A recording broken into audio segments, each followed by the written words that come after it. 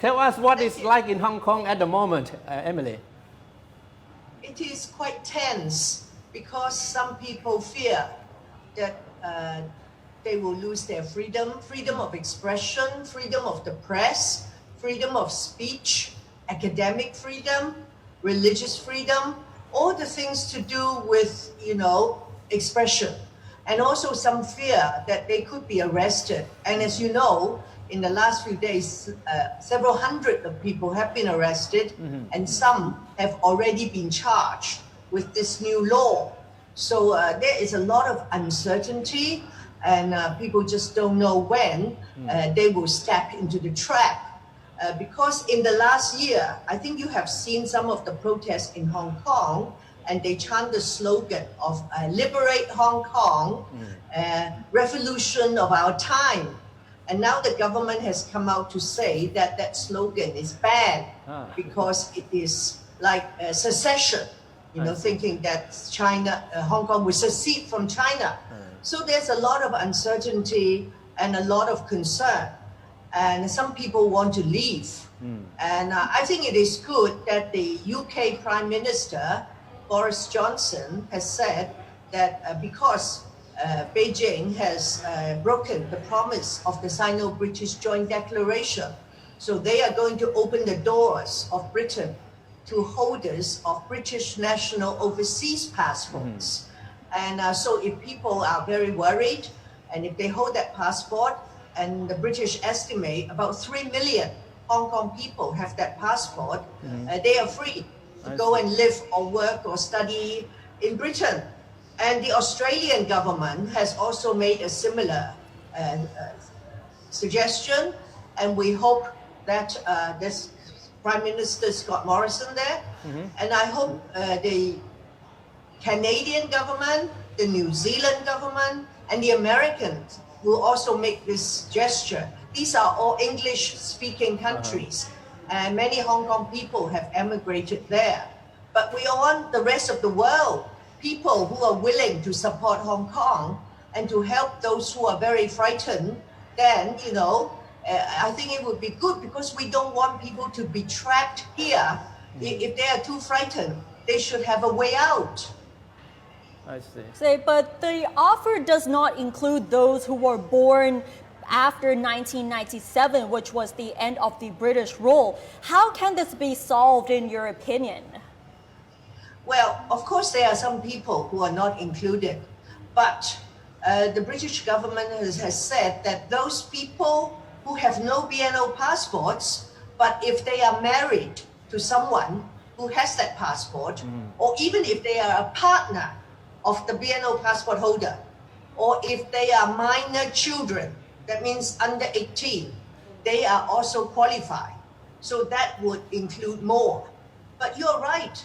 Ultimately, some people will not be eligible. So that's why it would be good if the Five Eyes countries, Canada, Australia, New Zealand, and America, will take some of the people, so they don't need to be BNOs. And other places. Today, I heard the Japanese government has also said that they are willing to give them work visas so that they can stay and earn their residence. So I think that it is very good sign of support from the international community for Hong Kong.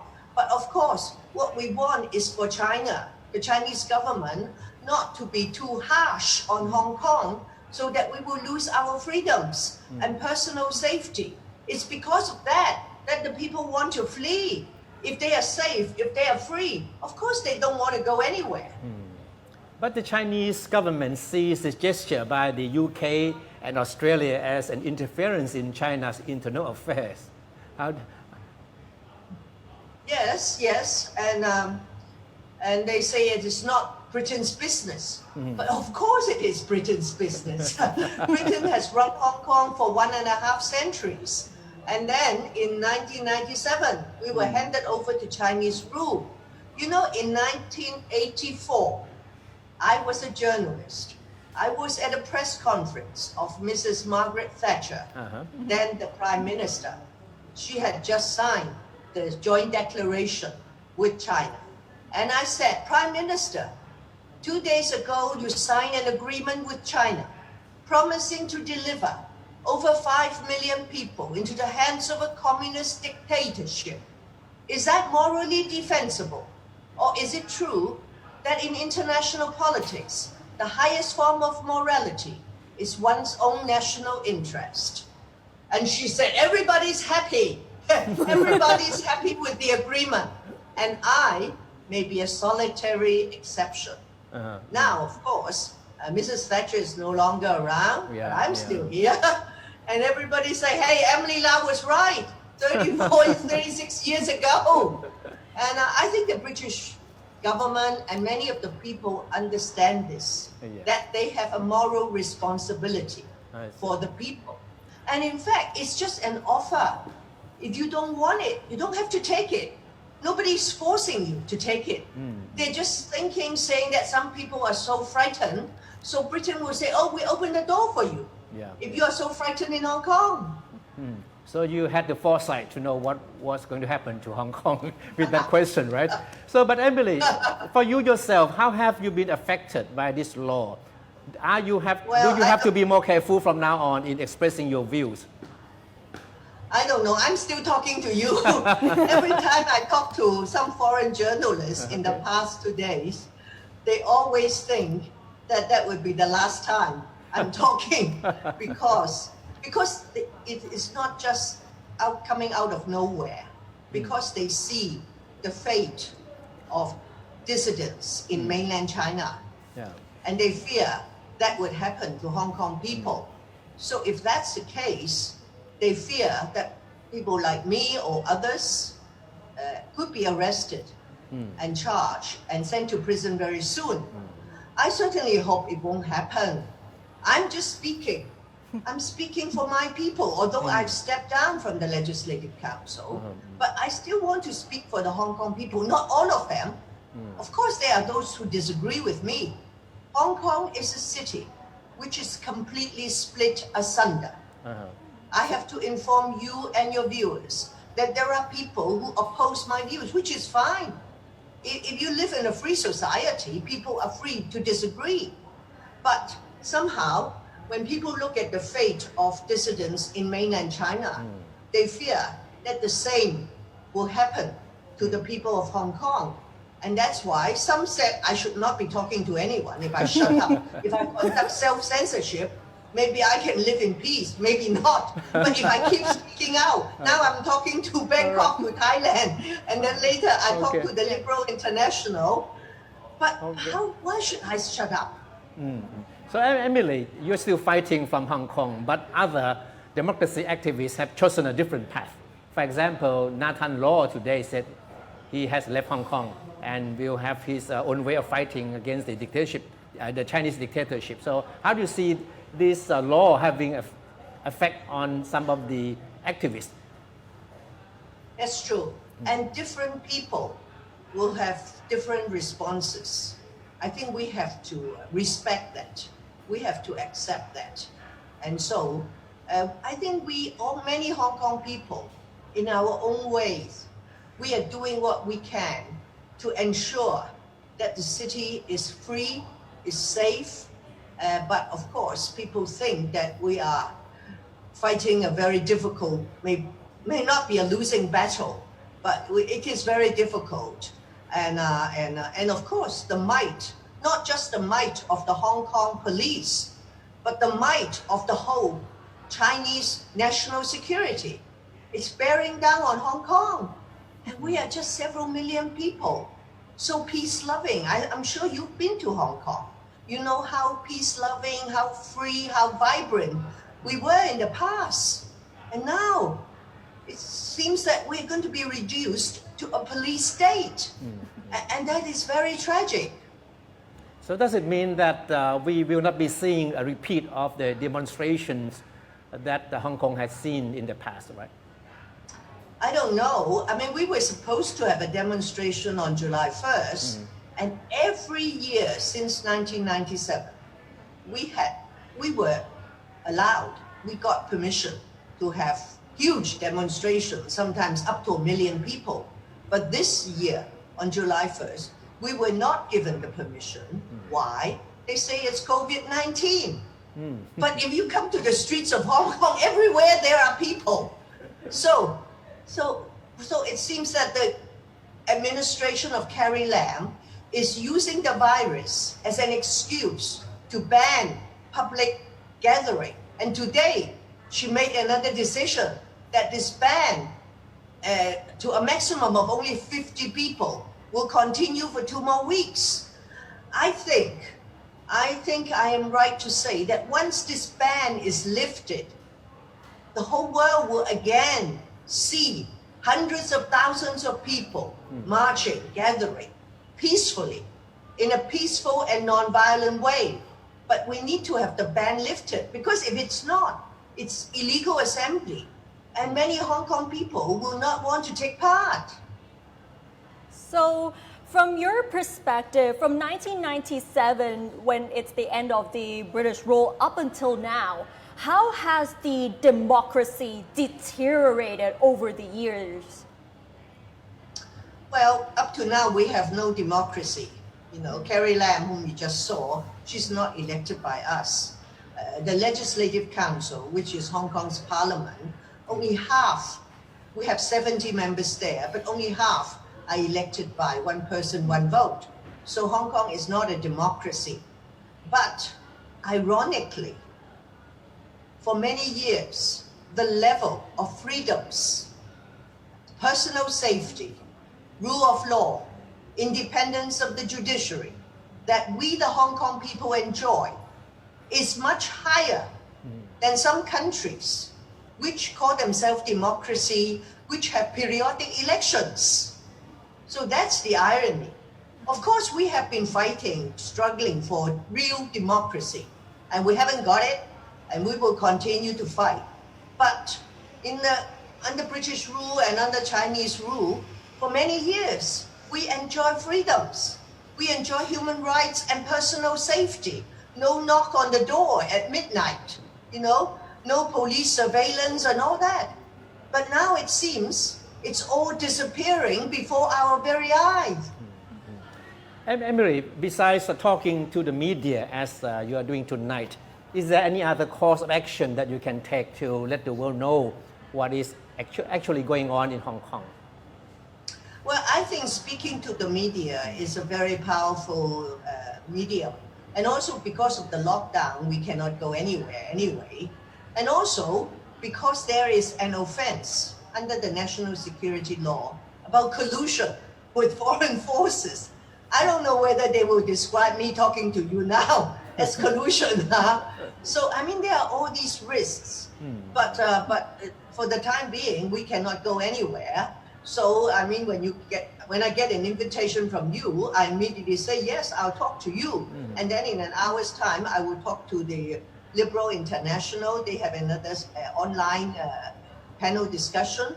So we do what we can. Not that I'm doing it sort of deliberately to break the law, but I think that under the law or not, these are basic freedoms that I should enjoy. And I have been doing it for many years. So as some people say, why change a habit of a lifetime? But maybe if I continue, then I won't be able to speak to you again or whatever. I don't know. That is the thing that is hanging over people's head, the uncertainty. When is it that you have overstepped the mark and that the police will come and arrest you? Or even worse, it's not the police, it's the Chinese national security who are not subject to Hong Kong law. They can come and arrest Hong Kong people and then take them to mainland China to deal with them there. And then all the protection, the so-called protection we get under the Hong Kong legal system will all disappear. How much of the sentiment of the people against the law is reflected in the mainstream media in Hong Kong? I think that, well, some of the mainstream media are very careful. And maybe after the law is enacted, they're even more careful. But there is online media. So it's reflected. And also there are opinion surveys, which also show that many people are against the law. But of course, we should not underestimate the chilling effect of this law, which is very, very sweeping and draconian. And then, as I said, you just don't know. Just by speaking, saying something, they will say you have broken the law already or not. So it's very difficult. And so it is completely a new scenario, a scenario that we've never seen before, and many people are very disturbed, are very frightened. So how has the media affected the way people perceive Carrie Lam? Well, I don't think it's fair to say the media. Well, of course, if you include the social media, and but I think it is true to tell you that she is very unpopular, and the opinion surveys also show she is very unpopular. So she almost never appear in public, because I think if she does, people will heckle her and all sorts of things, and then she will feel very bad. So the only time she appear in public is at a press conference. So she'll answer questions from the reporter, or if she wants to say something, she will record it and then put it on her Facebook. Emily, have you seen the full text, or at least a part of the full text of the law yet? Sorry, what protest? Have you seen the full text, or at least parts of the full text of the law yet? The protest? No, The full text the full of text. the The full text. text of the law. Yeah. Yes. And the thing is, we only saw the text of the law at 11 p.m. on the 30th of June. And then when we saw it, it was enforced already. So there was no chance for us to see a draft and to debate and to comment on it and express our views. There was no chance whatsoever. And it was reviewed at 11 p.m. on the 30th of June. And then they say it's gazetted and it has come into force. So for you personally, would you take up the offer to relocate to other countries like the UK or Australia, or would you rather stay in Hong Kong to fight for the freedom?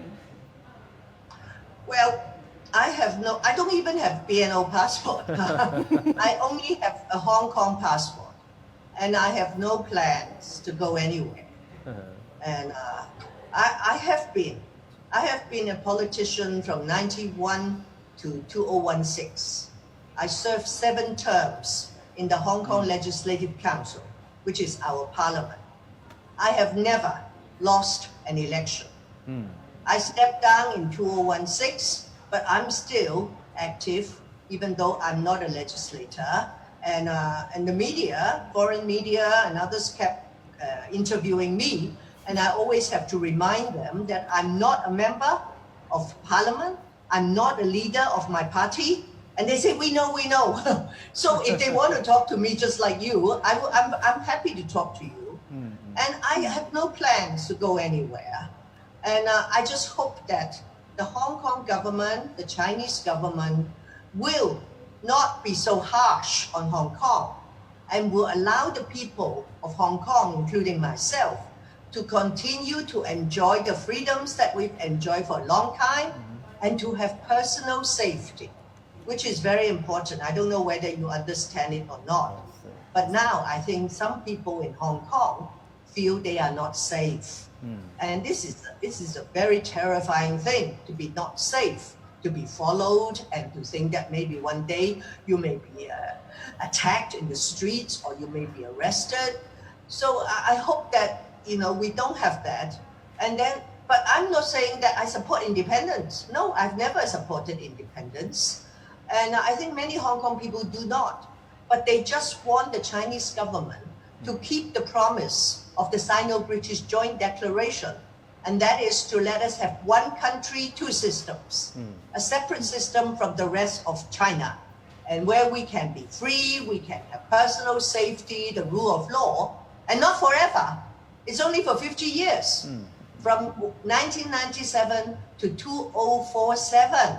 But now it's only 2020, not even halfway there. And people are so disturbed and worried already. So it is very sad. So how long do you expect these protests to last? Because things are not going to settle for any time soon. Sorry, how long do I expect what? How long do you expect these protests in Hong Kong will last? How do I know? I think they will go on because, as I said, if the government lift the ban and allow us to protest legally, I think many people will turn out. But then maybe many will be arrested. But I think some Hong Kong people, particularly the young people, they're not afraid.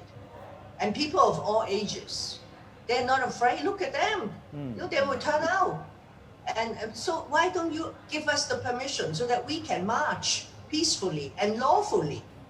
And how long? I think it will go on for quite long. But of course, it will be very sad if there are more illegal demonstrations.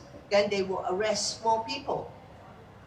So you were talking about this chilling effect that the law has on Hong Kong, right? Does it mean that people now would have second thought before deciding to say something critical of China or deciding to join any demonstrations on the streets? Yes, I think so. Self-censorship. Okay. All right. Okay, but for you, I mean, doesn't really make any difference, right? You still continue to as outspoken as you have been. I am a person who is very outspoken, very frank, very honest. As I said to you earlier, why change a habit of a lifetime? Maybe that will be the end of me. And so that means you are not discounting the possibility of you being the first prominent political activist to be arrested under the law, right? No, actually, that's not true. Many political activists have been arrested, even before this security law came into force. There are many prominent political leaders, activists, including people from my party, have been arrested. And there are also others who have served sentence. So it's not the first, not at all. I mean under the new law. Or maybe, well, some already have been. I don't know how that would. I don't want to forecast how that will happen. All right.